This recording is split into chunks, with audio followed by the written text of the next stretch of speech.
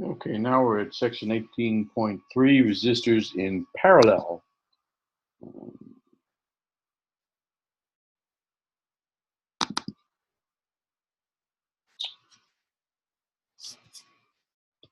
All right, now consider two resistors connected in parallel, as in the figures here.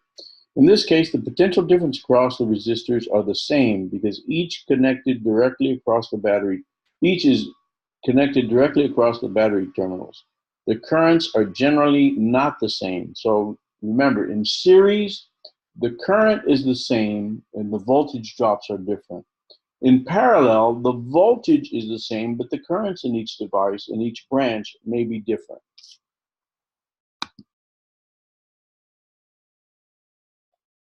Okay, look at the figure on the left, which is a schematic of the circuit shown on the previous slide, the one with the two light bulbs.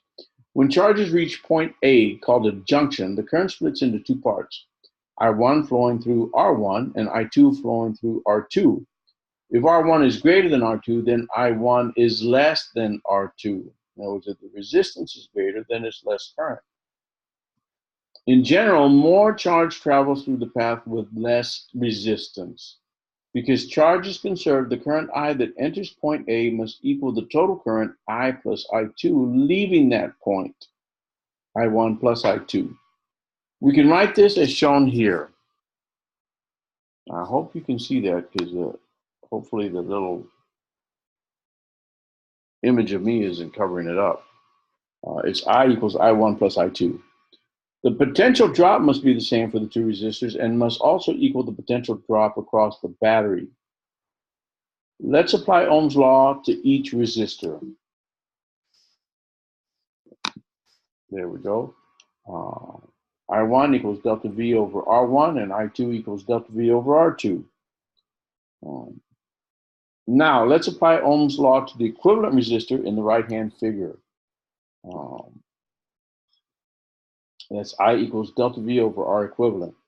If we substitute our results into the current equation and cancel delta V, then we get this relationship. 1 over R equivalent equals 1 over R1 plus 1 over R2. This looks or should look familiar. It's the same as capacitors in series. So, but this is for resistors in parallel. Okay, we can as with the series case, extend our analysis to get this equation. Multiple sums of R, 1 over R, R sub n, as it were. But remember that this is 1 over R equivalent. The R equivalent would be the inverse of all these sums. From this expression, you can see that the inverse of the equivalent resistance of two or more resistors connected in parallel is the sum of the inverse of the individual resistances and is always less than the smallest resistance in the group. Remember, it's the inverse of the equivalent resistance. So that's what you want to solve for. You want to solve for R equivalent, not 1 over R equivalent. Okay. Oops, jumped the gun. Household circuits are always wired so that the electrical devices are connected in parallel. That means each device operates independently so that if one is switched off, the others remain on. For example, if one of the light bulbs in the figure were removed from its socket, the other would continue to operate. Also, each device operates at the same voltage. If the devices were connected in series, the voltage across each one would depend on how many there were in the combination or on their individual resistances. And if they were in series, if one dies, then the whole chain would be unlit. In many household circuits, circuit breakers are used in series with other circuit elements for safety purposes. A circuit breaker is designed to switch off and open the circuit at some maximum value of current, typically 15 or 20 amps. That depends on the nature of the circuit. If a circuit breaker were not used, excessive currents caused by operating several devices simultaneously could result in very high wire temperatures and can even cause a fire. In older homes, fuses were used in place of circuit breakers. When the current in the circuit exceeded some value, the conductor in the fuse melted and opened the circuit.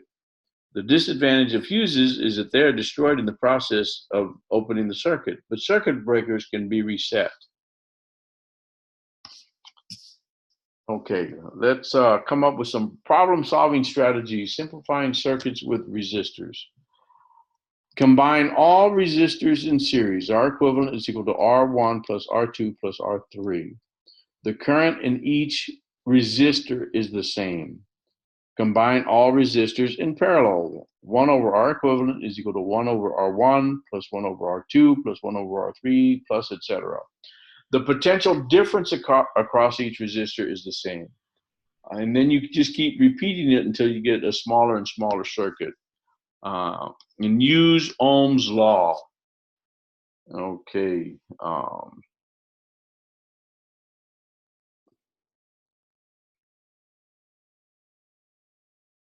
Okay, so the important thing to remember here is that the current in resistors in series is the same, and the voltage of resistors in parallel is the same. Okay, that ends this section. The next section will be 18.4, which is Kirchhoff's rules.